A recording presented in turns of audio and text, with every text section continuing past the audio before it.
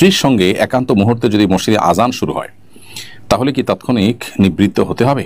উত্তর হলো না, এটি কোনো আবশ্যিক বিষয় নয়। আজান শুরু হলে আজানের জবাব দিতে হয়।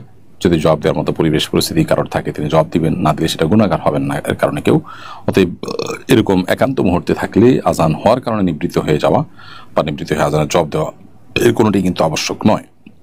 এরপরে প্রশ্ন হলো, আমার উপর হজ ফরজ কিন্তু ব্যস্ততার কারণে আদায়ের সুযোগ করতে পারছি না, এখন উমরা আদায় করলে হবে কিনা? হজ ফরজ হলে উমরা সেটিকে কখনো কাভার করবে না।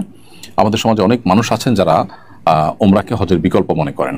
হ্যাঁ, এটা ঠিক যে অনেক আকাবের আসলাফ, অনেক পূর্বসূরীরা উমরাকে ছোট হজ হিসেবে অভিহিত করেছেন, কিন্তু এর মানে এটা না যে হজের বিকল্প হতে পারে উমরা কোনোভাবে। সো উমরা করলেও আপনাকে ফরজ হজ ঠিকই আদায় করতে হবে। তবে হ্যাঁ, এটা ঠিক যে ফরজ হজ আদায়ের আগে যদি আপনি উমরা করেন, ফরজ হজ সময় এখনো আসেনি, আর অনেক মাস বাকি আছে, এদিকে আপনি উমরা করতে চান, তো সেটা আপনি করতে পারেন। মোহাম্মদ আবদুল্লাহ আপনি লিখেছেন, সাবান শ্যাম্পু ছাড়া ফরজ গোসল হবে কিনা? ভাই আবদুল্লাহ, ফরজ গোসলের জন্য সাবান শ্যাম্পুর কোনো প্রয়োজন বা আবশ্যকীয়তা কিংবা বাধ্যবাধকতা নেই, বরং ফরজ গোসল করার জন্য শরীরের নাপাক দূর করার মতো পানি দরকার, যেটা দিয়ে ডুলে আপনি নাপাক যে অংশে কাপড়ের শরীরে যেটা আছে সেটা দূর করবেন।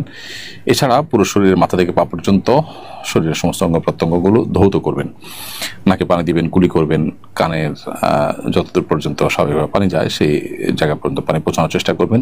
শরীরের আঙ্গুলের চিপা বা অন্যান্য যে সমস্ত জায়গা পানি পৌঁছানো সহজে সম্ভব সেই জায়গাগুলোতে সবগুলোতে পানি পৌঁছে গোসল করবেন। ব্যাস, এটুকু করলে ফরজ গোসল আদায় হয়ে যাবে।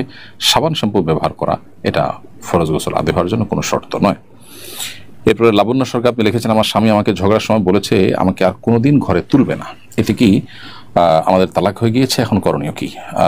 বোন লাবণ্য, রাগের সময় এমন কথা যদি স্বামী বলেন যেটার অর্থ বা মিনিং তালাক হতে পারে, এটাকে তালাকে কেনায়া বলে।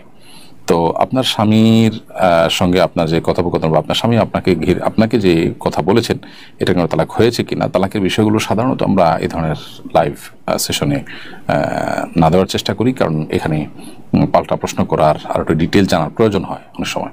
সেজন্য আপনাকে আমরা বিনয়ের সাথে বলতে চাই যে আমাদের অফিসে আপনি আসন্ন ফাউন্ডেশন অফিস টাইমে ফোন দিয়ে ইনশাআল্লাহ আপনি উত্তর পেতে পারেন। এছাড়াও আপনার আশেপাশে কোনো দারুল ইফতাতে যোগাযোগ করে আপনি প্রশ্ন উত্তর নিতে পারেন। এরপরে আফরিন আজিজ আপনি লিখেছেন, আমার চাচা এনজিও থেকে ঋণ নিয়ে আমার বাবাকে দিয়েছিল। আমার চাচা কিছুদিন আগে মারা গেছেন, এনজিও তার ঋণ মওকুফ করে দিয়েছে, কিন্তু টাকাটা তো নিয়েছে আমার বাবা।